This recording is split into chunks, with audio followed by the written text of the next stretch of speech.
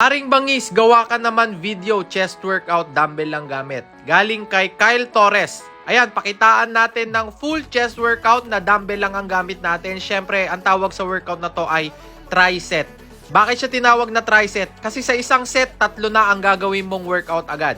So, eto, 10 to 12 repetitions ang ginawa ko dito. Ito ang tinatawag na incline dumbbell press. Okay? Incline dumbbell press. Then, after nyan, dediretso ka agad sa ayan, dumbbell flies. Kung ilan yung repetitions na ginawa mo nung una, dapat ganun din itong gagawin mo dito sa pangalawa. Guys, tuloy-tuloy ito ha. Walang pahinga. Isang set pa lang tong ginagawa ko. Eto, ginawa ko dito 12 repetitions yan. Okay, kung makikita nyo dito, proper form ang ginagawa ko para akong yumayakap ng puno. Tingnan nyo mabuti. Tapos tignan nyo yung inner chest ko. Ayan no, na ano talaga siya, napapump talaga siya. Kung makikita nyo gumagalaw siya, it means na siya talaga yung tinatamaan. Siya talaga yung nagfa-fire. Ayan no, yung muscle natin sa upper chest ang gumagana talaga. Kung makikita nyo dyan, ayan no. Medyo mahirap to guys kasi tatlong workout na agad sa isang set. Okay, next natin, ayan, kung makikita nyo. Ayan ang tinatawag na close grip push dumbbell. Ayan, 3 set yan ha. I mean, 3 workout sa isang set. Okay? Tapos, 4 na ulit nyo tong gagawin. Tagdo 12 yan. Okay? Ayan, kung makikita nyo dito, pinapaakyat ko, tinutulak ko yung dumbbells patungo sa taas.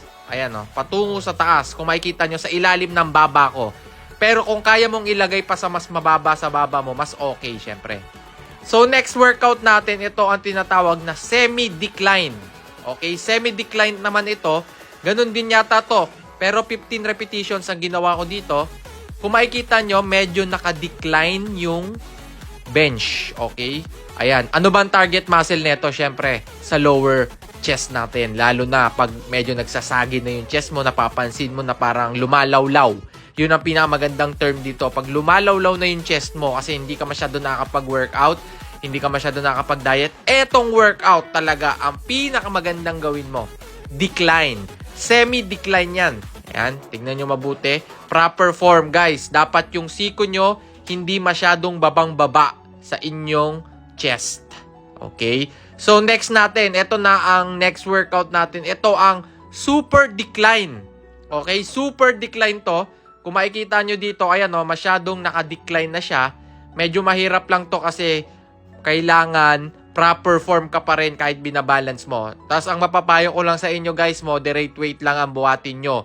Delikado na to pag nag-heavy ka kasi pwede kang ma-out of balance, pwede kang matumba. 12 to 15 repetitions din to, 4 na ulit.